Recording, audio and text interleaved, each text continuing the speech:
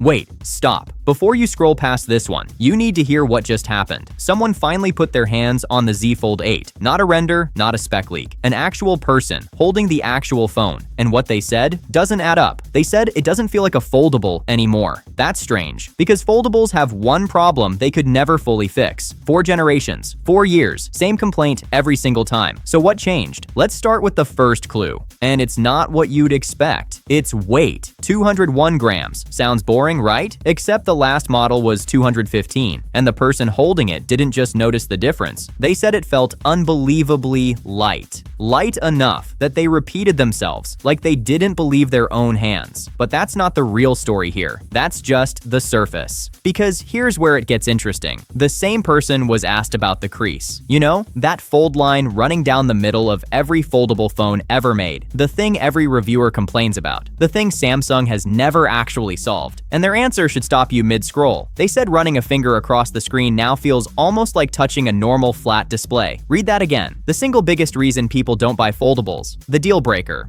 the thing 4 straight generations couldn't crack, might be quietly disappearing. And the comparison they used wasn't some no-name competitor. It was the Oppo Find N6, widely considered to have the smoothest crease in the entire industry. So now you're thinking, okay, Samsung finally did it. Except, not so fast, because there's a twist buried in here that nobody's talking about. That crease fix? It's reportedly coming from a thicker glass layer, and that glass, as far as we know right now, isn't confirmed for the Ultra model, just the regular Fold, which raises a question that should bother you a lot more than it probably does. If the cheaper model gets the better crease, what is the Ultra actually getting? Is Samsung quietly building 2 different phones under one name? Or is the flagship about to launch with a worse crease than its own little sibling? Nobody's answering that yet, but sit with it for a second because it matters. Now, here's where the story stops being about one detail and starts becoming something bigger. Because the crease isn't the only thing changing. Multiple sources, independently, are now landing on the same number, 3,600 nits of peak brightness. On the inner screen, for context, last year's Fold maxed out at 2,600. So does this year's S26 Ultra, Samsung's brightest phone ever made. So we're not talking about an upgrade. We're talking about Samsung's newest foldable suddenly outshining its own flagship.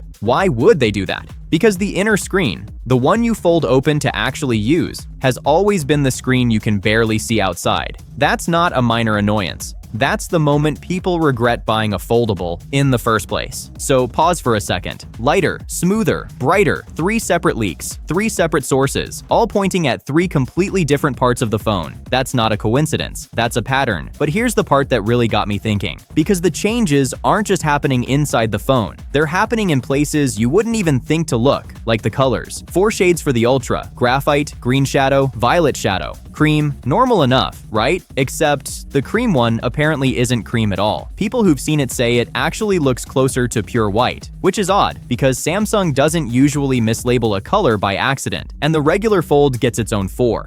Cream, graphite, lavender, pistachio. Except lavender and pistachio aren't new colors either. They're just violet shadow and green shadow, wearing different names. So why would Samsung give the exact same color 2 different names depending on which phone it's on? Maybe nothing. Maybe it's just marketing. But it's the kind of small inconsistency that makes you wonder what else is being quietly adjusted behind the scenes. And speaking of inconsistencies, here's a strange one. Leaked case packaging for these phones doesn't say Z Fold 8 anywhere on it. It says Galaxy New Fold. Now, that could mean one of 2 things. Either that's just an internal code name Samsung used before the real branding was finalized, or, and this is the unsettling option, those case renders aren't even real. At this point, there's enough evidence pointing toward Z Fold 8 being the actual name that the codename theory feels more likely, but it's still a loose thread, a detail that doesn't quite fit the picture yet, and the picture itself is getting clearer by the day. Multiple reports now agree on a date, July 22nd, London. That's when Samsung unveils these phones, and the release date lines up right behind it, August 7th, which tracks with Samsung's usual launch rhythm. If history repeats itself, the people who pre-order early will likely have the phone in hand by August 5th, 2 days before everyone else, which means we're not talking about a far-off rumor anymore. We're talking about weeks. So let's come back to the real question, because once you line everything up,